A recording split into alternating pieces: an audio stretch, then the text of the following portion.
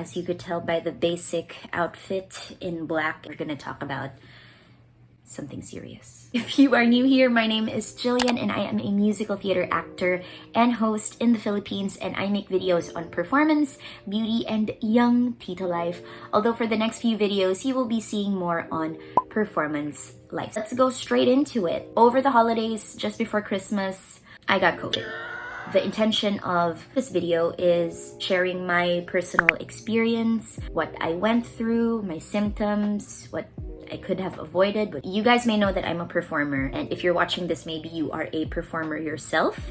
I will be talking about how the virus affected my body overall, most especially my singing voice and my stamina. If you guys are going through the same thing, or you are curious about what it's like, then just keep watching. I hope that this is helpful and insightful for you.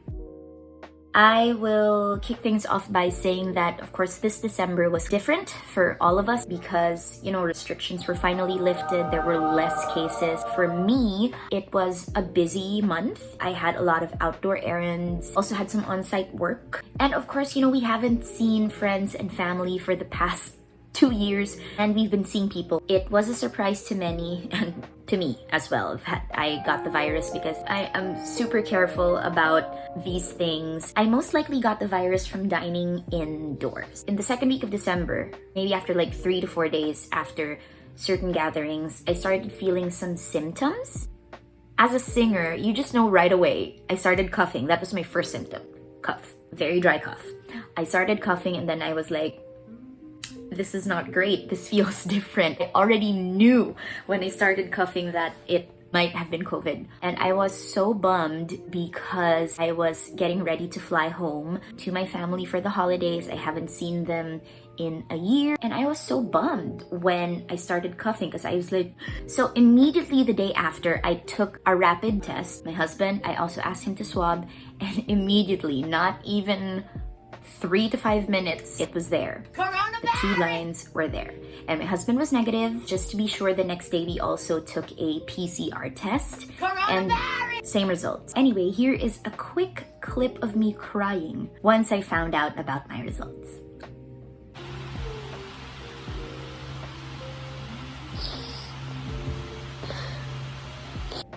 May time pa mag-video. Let's talk symptoms. My first symptoms were a dry cough and body fatigue. I just felt super duper tired all of the time. Around day 3, I started getting fevers and headaches. And around day 5, I started losing my sense of smell and, worst of all, taste. I remember I ate bistec. It felt like I was chewing on a greasy hand glove. It was pretty bad. For the first 5 to 7 days, you're gonna be feeling different symptoms every day. You feel like you have the flu, but you're about to die any second. From like body pains and the cough. The cough was the worst. It was a dry cough. It sounded like this. I think that's what aggravated my vocal cords. Where I got my swab informed the barangay, and the barangay immediately called to check if our condo was okay for isolation. Thankfully, it was okay because we had separate areas for me and my husband to stay in. Highly recommend, by the way, that you teleconsult with a doctor so that you learn how to manage your symptoms and know what to do. Very, very important.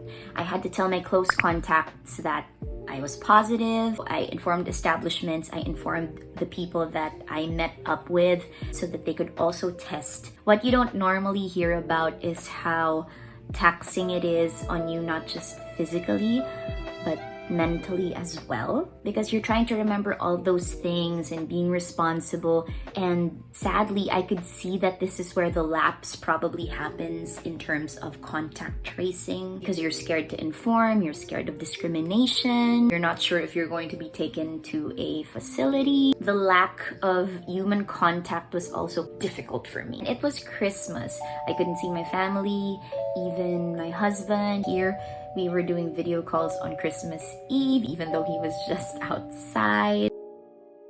My typical day, well, I sleep very early because, like I said, you're super tired all the time.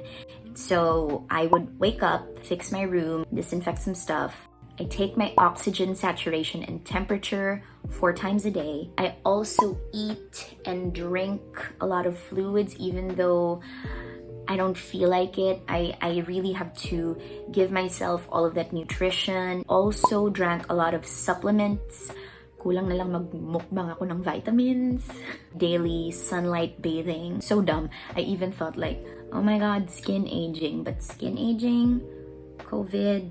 For now, let's go with COVID. So I'd go out in the morning sun to get my daily dose of vitamin D. I found it relaxing to have a shower, especially because of the night sweats and the fever. I helped myself by watching a lot of vlogs. Sobrang favorite ko talaga, can I just say, yung COVID vlog ni Angeline Quinto. Today ng quarantine, guys. Magandang umaga.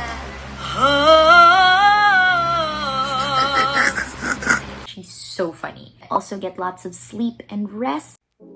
Now, my personal concern is rehabilitating my voice and my lungs. I sing and host for a living, so this is a valid point of concern for me. Because of all of the coughing, I think my vocal cords were a little scratched from it, so for the first few days, hello! And until now, I could feel a slight rasp.